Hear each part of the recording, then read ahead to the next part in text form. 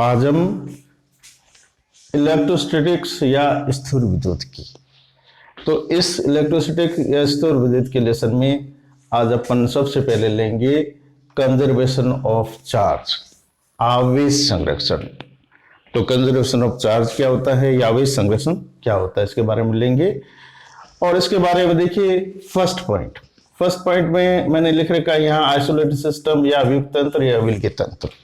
तो पहले तो मैं बता दूं आपको कि विलगी तंत्र या वियुक्त तंत्र क्या होता है या आइसोलेटेड सिस्टम क्या होता है। सिस्टम या तंत्र अपन तीन प्रकार के लेते हैं, 3 टाइप्स होते हैं। पहला होता है ओपन सिस्टम, खुला तंत्र। ओपन सिस्टम में क्या होता है कि ऐसा सिस्टम जिसमें माध्यम यानी मीडियम के साथ पदार्थ की मात्रा का आदान प्रदान होता हो और हीट या ऊष्मा का भी आदान प्रदान होता हो। मात्रा व ऊष्मा दोनों का आदान प्रदान होता हो माध्यम के साथ, तो उस सिस्टम को कहते हैं अपन ओपन सिस्टम या खुला तंत्र। दूसरा होता है क्लोज्ड सिस्टम, बंद तंत्र। क्लोज सिस्टम का मतलब होता है कि किसी तंत्र का माध्यम के साथ ऊष्मा का तो आदान प्रदान हो सकता है, लेकिन उसकी पदार्थ या उसकी मात्रा या उस सब्सटेंस की अमाउंट का आदान प्रदान नहीं होता है, एक्सचेंज नहीं होता है, उसे कहते हैं अपन क्लोज सिस्टम।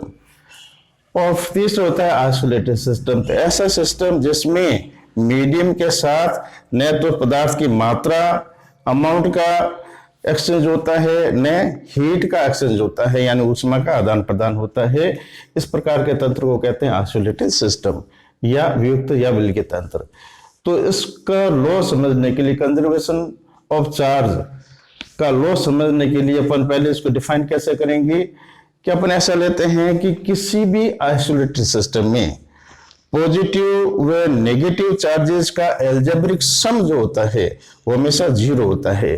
इसे ही कंजर्वेशन ऑफ चार्ज कहते हैं या law of conservation of charge कह सकते हैं।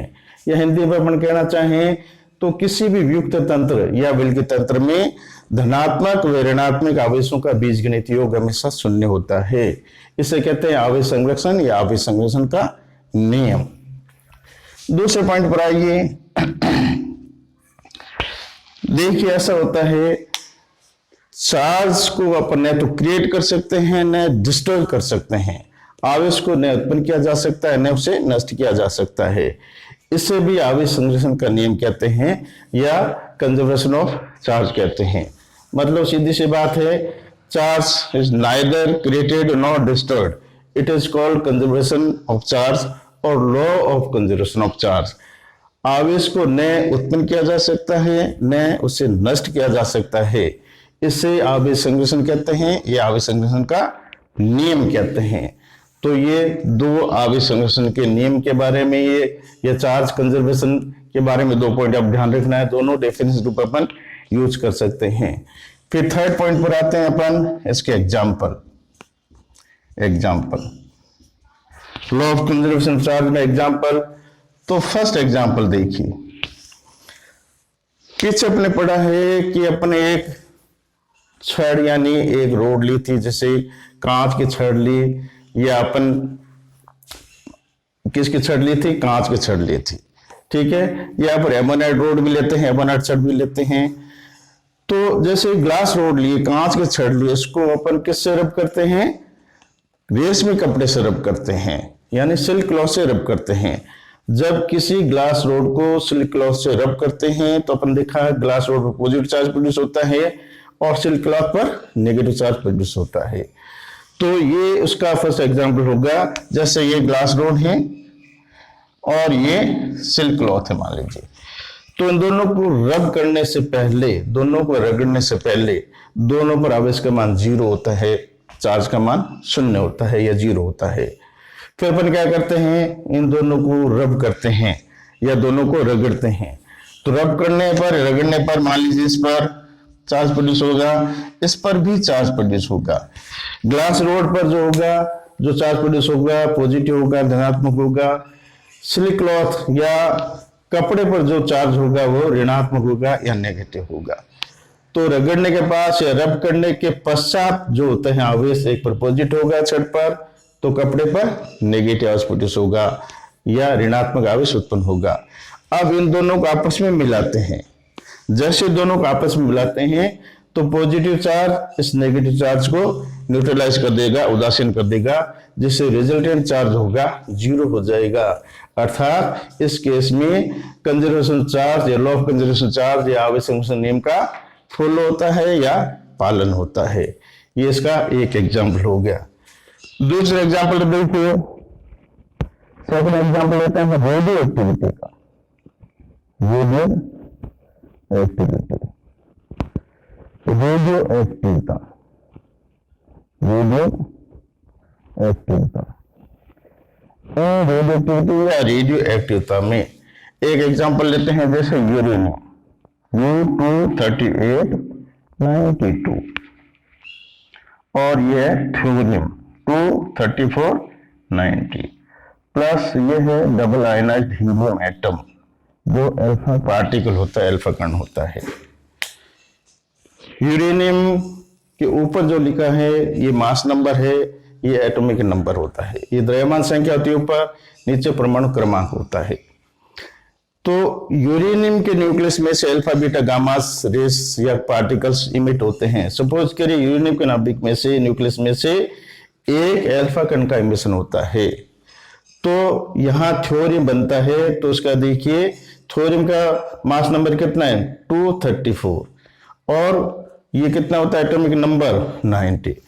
तो अगर इसका इस साइड में अगर इसका चार्ज देखें तो 92, इधर चार्ज 90 प्लस 2, ये टोटल चार्ज क्या हुआ 92।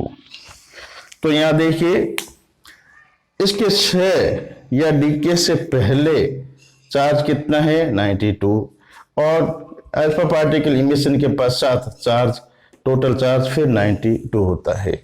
इसका मतलब इस प्रक्रिया में भी law of conservation of charge का फॉलो करता है ये, या आवेश संरक्षण नियम का यहां भी पालन होता है। ये इसका दूसरा एग्जाम्पल है। एक तीसरा एग्जाम्पल और देते हैं हम अपन। थर्ड एग्जाम्पल में देखिए क्या होता है। Third example pair production.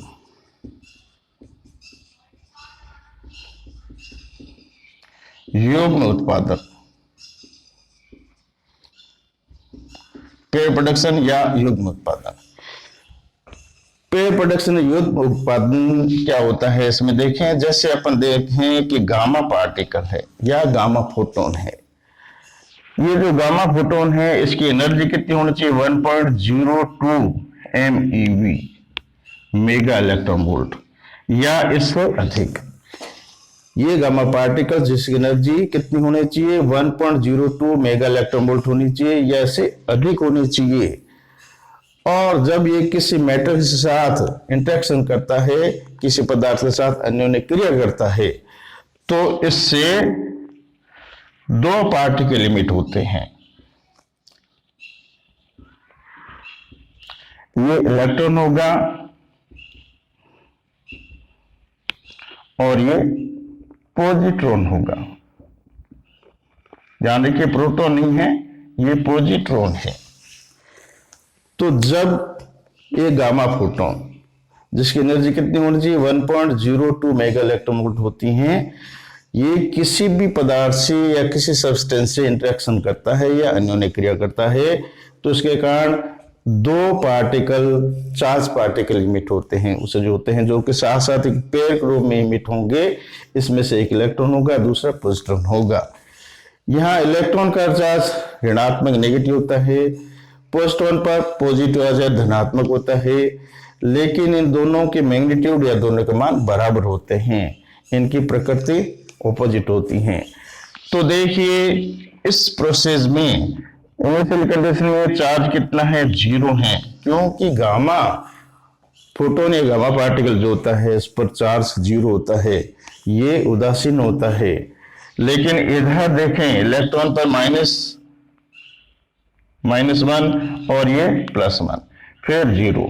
ये अपन इसका चार्ज इलेक्ट्रॉन है तो 1.6 × 10⁻19 कूलाम कर सकते हैं, माइनस में होगा, प्लस 1.6 × 10⁻19 ये प्लस में होगा, अर्थात रिजल्टेंट चार्ज यहां भी 0 होगा। इसका मतलब हुआ कि इस प्रक्रिया में इनिशियली चार्ज 0 हैं और after emission of electron and positron resultant charge also will be 0। Electron positron के उत्सर्जन के पश्चात भी परिणामी आवेश 0 होता है, अर्थात इस प्रक्रिया में भी आवेश संरक्षण नियम का फॉलो होता है या कंजर्वेशन ऑफ चार्ज का फॉलो होता है।